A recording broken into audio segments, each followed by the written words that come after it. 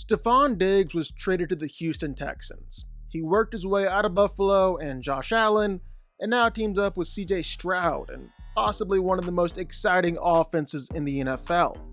Sure, Diggs is a diva, we all know that, but he's also an NFL superstar, an elite route runner. He's been one of the best wideouts in the league for years. But when it came to draft day, well, Stephon Diggs went in the 5th round. He was the 19th wide receiver off the board. So that begs the question, who went before him? And how did all their careers pan out? Let's get into it. Amari Cooper was taken 4th overall by the Oakland Raiders, and you really can't be mad at this pick.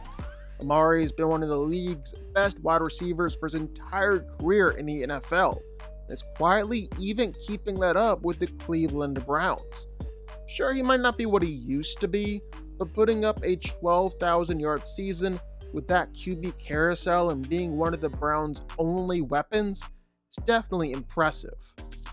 Kevin White was taken with the 7th overall pick by the Chicago Bears and quickly turned out to be one of the biggest busts in the class. He hopped around the league and played for 4 different teams throughout his career and never hit with any of them. He hasn't played since 2021, and his career total is 28 receptions for 400 yards. Again, 7th overall pick.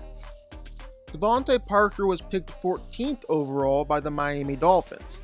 And outside of Amari, Parker is the only wide receiver in this first round that you can justify taking that high. And that's just if you really squint at him and really trust his contested catching ability.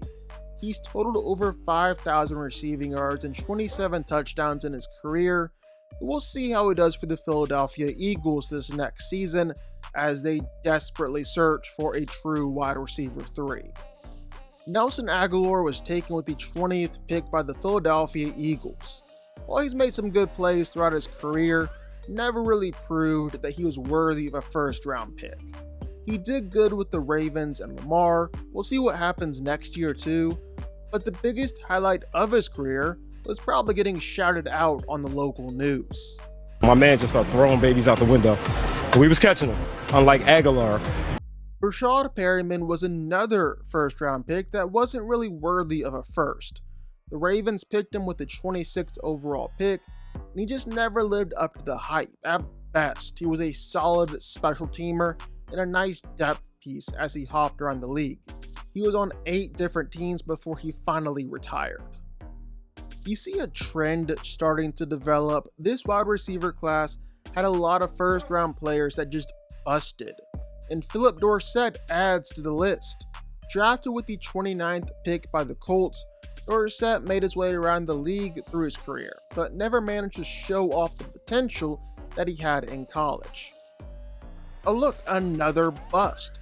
Devin Smith was taken with the 37th pick by the New York Jets and hopped around the league for a few years, but never really even managed to make it off the bench and out onto the field.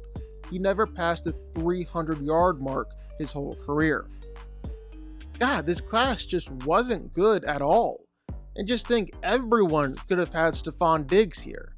But Dorial Green Beckham was drafted by the Tennessee Titans and never panned out. Again, he hopped around the league and never amounted to anything worth noting. Tyler Lockett was taken with the 69th pick. Nice. He was with the Seattle Seahawks and finally ends that streak of terrible draft bust before him. It had to end eventually, and turns out that Lockett was an amazing pick. He's played with the Seahawks his entire career. Combined perfectly with Russell Wilson's moonball, he's amassed over 7,000 yards, and his playstyle definitely has longevity, because he just refuses to get hit. Now with that brief intermission, we get back to draft bust. Jalen Strong was picked 70th overall by the Houston Texans, and while he had some nice raw athleticism, never grew into the player he was in college. He just never clicked in the NFL.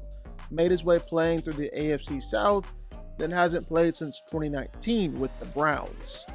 Chris Conley was the 76th pick taken by the Kansas City Chiefs, and actually had a decent career. He's racked up over 25,000 yards and 15 touchdowns over his career with 5 different teams, and is actually still in the league, making his way onto the San Francisco 49ers practice squad. Sammy Coates was selected by the Pittsburgh Steelers in the 3rd round, and while the Steelers have a great track record of mid-round receivers, Coates never translated into the NFL. He played with a few different teams throughout the years, totaled 520 receiving yards, and now plays for the Edmonton Elks in the Canadian Football League. Ty Montgomery was drafted 94th overall by the Green Bay Packers. It was like a quasi-Deebo Samuel, playing both wide receiver and running back. Of course, he's no Deebo. While he's put up 2,000 all-purpose yards throughout his career, he's never really broke out. I think he's still in the league and played for the Pats last year. Jamison Crowder was taken in the 4th round by the Redskins. He's actually been a solid depth piece in the NFL. He's played for 4 different teams throughout the years, put up almost 5,000 yards and 30 touchdowns, and is now back on the Commanders, trying to get on the field for playing time. Justin Hardy was taken by the Falcons in the 4th, never really became anything special. 95 receptions for 946 yards over a career. Just isn't gonna cut it in the NFL. And now he plays for the Ottawa Redbacks in the CFL.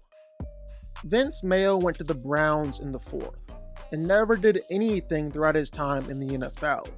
He now joins some other 2015 wide receivers in the CFL with the Toronto Argonauts. DeAndre Smelter was drafted by the 49ers in the 4th and has just 1 reception in his career. I think that's about all there is to say about this one. Rashad Green was the last wide receiver taken before Stephon Diggs. Picked by the Jaguars, it was just super disappointing, just 185 career receiving yards in the NFL. Then the 19th wide receiver off the board, the 146th overall pick, the Minnesota Vikings picked Stephon Diggs, an NFL superstar, an elite route runner, and sure, he's a diva, but he's been one of the best wideouts in the NFL for years, and it's easily the best receiver to come out of the 2015 draft class.